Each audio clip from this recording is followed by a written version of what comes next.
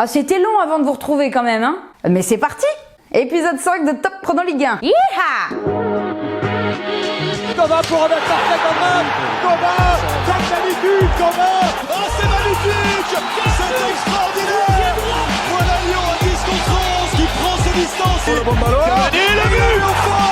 Il a mis au fond. Cavani. Ah là là, on oublie vite parfois quand on est supporter. Oh bah il suffit de même pas un match en fait. La star du week-end c'est forcément... Eh bah oui, Neymar. Écoute, même si tu suis pas la Ligue 1, tu en as forcément entendu parler. Tout l'été, le mercato a été alimenté par le fameux départ de Neymar. Il a clairement dit, moi je veux partir. Ah bah t'es pas parti, donc maintenant, faut assumer. Mais oui, mais quand on est une star, une vraie je parle, eh bah ouais, on assume, pas de soucis. Bon, t'es lourde, raconte. Bon, en gros, pas grand chose à se mettre sous la dent en première mi-temps. Oh si, quand même. Navas était titulaire pour la première fois au Parc des Princes. Lui, pas de soucis, ça y est, il a conquis les supporters. Neymar a pu mettre tout le monde d'accord dès la fin de la première mi-temps avec un petit lob. Oh bah c'est complètement loupé ça, Neymar. Lob loupé, donc évidemment il s'est encore fait siffler. De toute façon, dès qu'il a touché le ballon, il s'est fait siffler. Pas de soucis, 92e minute, 0-0 entre les deux équipes. Ça gronde un peu au parc. Et qui c'est qui surgit? Bah forcément, c'est Neymar. Le mec a levé la jambe au-dessus de la tête, petit retourné, poteau rentrant, 92e minute. Le PSG l'emporte grâce à Neymar. Et c'est pas tout. Il a même mis un doublé qui a été refusé après. Quand même, sinon c'est pas drôle. Refusé à la suite d'un hors-jeu de Di Maria en tout début d'action. Fin du match, tout le monde s'aime, tout le monde applaudit. Mais non, t'as pas suivi jusqu'au bout toi. Alors non, il a quand même pas été applaudir le public. Il est pas si focus que ça, le Neymar. Alors ça, mon petit pote, c'est du nul de compète. 2 buts partout entre Saint-Etienne et Toulouse. Mais c'est pas aussi simple que ça. Les hostilités ont commencé dans le premier quart d'heure avec un penalty accordé aux Toulousains transformé par Max-Alain Gradel. 10 minutes plus tard, c'est Leia Iseka qui enfonce le clou.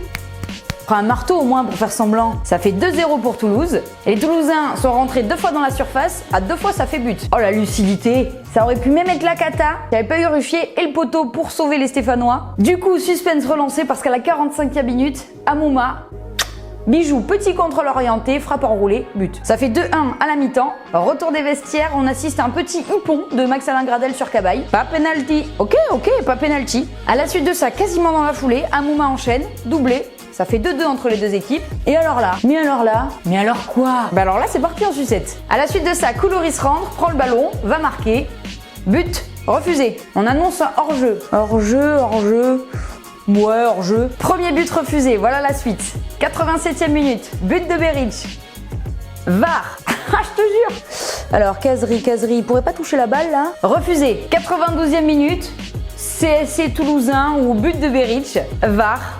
But refusé. Quand je pense que j'avais mis Beric titulaire à mon petit gazon. 2 partout entre Saint-Etienne et Toulouse. Ah, c'est bon les nuls comme ça, hein? Ouais, je sais, je danse super bien. Monaco-Marseille, match de clôture de la 5e journée de Ligue 1 Conforama. 4-3 pour Marseille. Ah ouais, t'as bien entendu. Ok, Monaco a encore perdu. Ah, je t'ai pas dit. En plus, Monaco a mené 2-0. Ah oui. Monaco qui a donc rapidement mené 2-0 grâce à un doublé de Ben Yedder. Oui, mais qui est arrivé? Le grand attaquant de l'Olympique de Marseille. Je peux te dire qu'en ce moment, du côté de la Canebière, et tu floques. Le maillot de Benedetto... il va faire du chiffre. Benedetto qui a inscrit hier soir un doublé. Les autres buts ont été inscrits par Dimitri Payet et Valère Germain. On est obligé de le placer. Mais pleure pas Valère, c'est pas grave. Valère Germain, c'est lui qui égalise, 2 buts partout, et personne n'a vu son but. Ah non? Gros bug de Canal+. Dommage Valère. Mais super. Monaco va tenter un retour en fin de match grâce à un but de Keita Baldé. On se dit que le match peut encore s'emballer. Mais non, la victoire est bien trop belle pour les Marseillais. En attendant nous, des dimanches soirs avec 7 buts en Ligue 1. Champagne! Le flop du week-end dans le derby breton entre Brest et Rennes, 0-0 entre les deux équipes. Et la star de ce match, c'était évidemment la VAR. C'était également la première de Rafinha avec le Stade Rennais qui aurait dû obtenir un penalty en première mi-temps. Pas grand-chose d'autre à signaler, mi-temps, puis 63e minute, début du drame. Centre Rennais de Traoré, Castelletto percute son gardien, l'action se poursuit, Rafinha pousse le ballon dans le but vide. Monsieur Turpin décide de ne pas accorder le but. Et là, toc toc toc à l'oreillette, le temps tourne.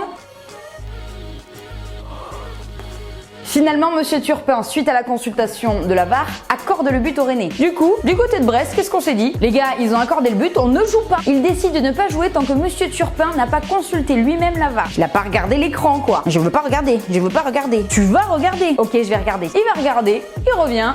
But refusé. Il va considérer qu'un Rennais a poussé Castelletto sur son propre gardien. Franchement, on n'est pas convaincu. On est surtout, mais alors pas du tout convaincu par le temps que ça a pris, plus de 8 minutes, entre les joueurs qui veulent plus jouer, Monsieur Turpin qui veut pas, qui change d'avis, qui revient sur le truc. Bref, les matchs comme ça, c'est à oublier. Ce week-end en Ligue 1, c'est 4 matchs nuls, une seule victoire à l'extérieur et 5 victoires à domicile. Un match nul entre Dijon et Nîmes, 0-0 entre les deux équipes. Non, Dijon n'a toujours pas gagné. C'était quand même le premier point de Dijon. Enfin, c'est pas encore ça. Un autre match nul également entre Lyon et Amiens, 2-2. Ouais, enfin pour les Lyonnais, je pense qu'ils espéraient autre chose. Ça fait 3 matchs consécutifs sans victoire pour les Lyonnais, qui sont 8e de Ligue 1 à déjà 4 points du PSG. Serait-ce un début de crise? Côté victoire, Bordeaux enchaîne 4e match consécutif sans défaite pour les Girondins de Bordeaux, avec 2 buts inscrits en moins de 2 minutes par Jimmy Briand et Nicolas Depréville. Nantes réalise la très belle opération du week-end avec une 3e victoire consécutive. Alors Kita, qui c'est qui a peur de toi aujourd'hui? Ah, c'est pas Christian, hein. Victoire de Nantes 1-0 face à Reims. C'est le but de Koulibaly qui permet aux Nantais de remonter sur le podium. Ils sont 3e de Ligue 1. Bravo les petits canaris. Lille va mieux, victoire à domicile 2-1. C'était face à Angers avec encore un but d'Osimhen. 5 matchs et 5 buts. Et enfin Montpellier l'emporte 2-1 face à Nice. Nice qui pourtant avait ouvert le score, mais a très vite été rejoint par Montpellier grâce à un but de Delors. C'est finalement Mollet qui va donner la victoire aux Montpelliérains. Allez, c'est bon, t'es au point pour cette 5e journée de Ligue 1 Conforama. Merci d'être un petit peu plus nombreux à nous rejoindre sur tous les réseaux sociaux. Faut que je répète?